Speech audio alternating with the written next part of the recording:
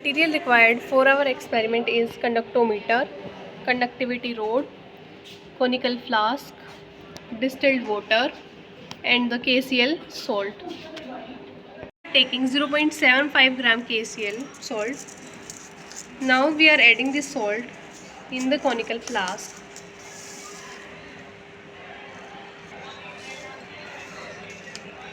Now we are taking 0.07 gram KCl and now adding it in our conical flask.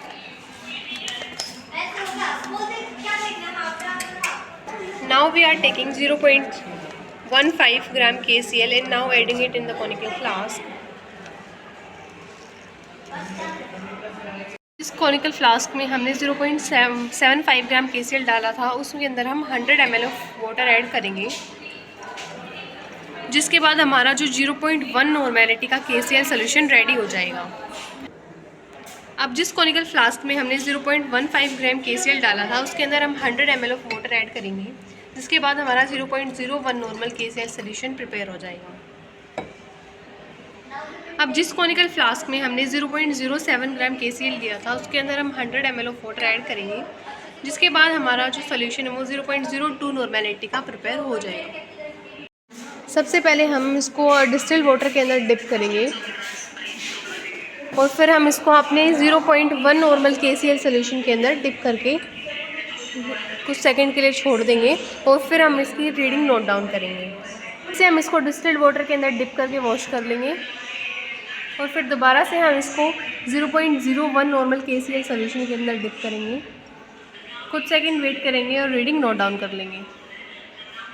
अब फिर से हम एक बार इसको दोबारा डिस्टिल्ड वाटर में डिप कर रहे हैं और इसको निकाल कर अब हम 0.02 नॉर्मल KCl सोल्यूशन के अंदर डिप करेंगे, कुछ सेकंड वेट करेंगे और रीडिंग को नोट डाउन कर लेंगे।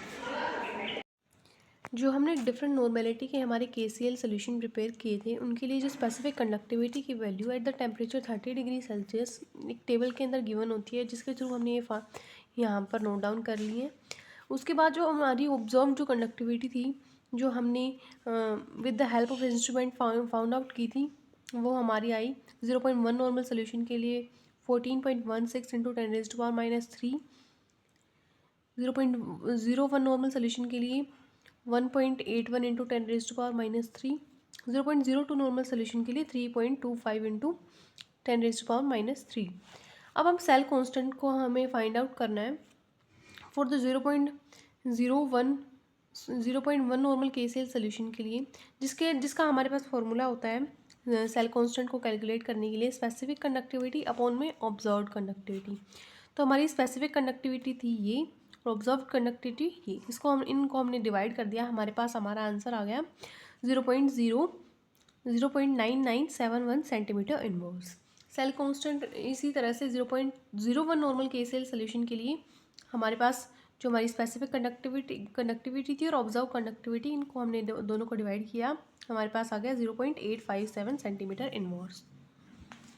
इन द सिमिलर वे जो हमारा सेल कांस्टेंट है फॉर 0.02 नॉर्मल KCl सोल्यूशन के लिए हमारी वैल्यू आ गई 0.9341 centimetre inverse.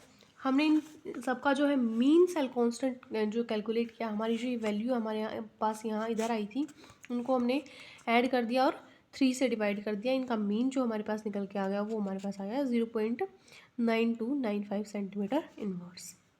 Thanks for watching.